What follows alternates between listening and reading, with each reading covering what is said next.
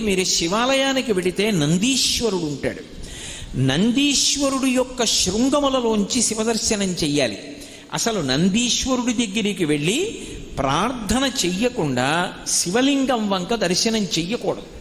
నంది దగ్గరికి వెళ్ళి మొట్టమొదట ప్రార్థన చెయ్యాలి. ఏమని అంటే, నందీశ్వర నమస్తుభ్యం సాంబానంద ప్రదాయక మహాదేవస్య సేవార్థం ఆజ్ఞాం దాతుమర్హసి అని అడగాలి. అనుజ్ఞాం దాతుమర్హసి. నందీశ్వర నమస్తుభ్యం. నమస్తుభ్యం అంటే రెండు చేతులు కైమోడ్చి ఇలా శిరసు ఉంచి నమస్కరించాలి. నమస్కరించి, ఓ నందీశ్వర నీకు నమస్కరిస్తున్నాను. ఎవరు నువ్వు? సాంబానంద ప్రదాయక. సా అంబ ఆనంద ప్రదాయక.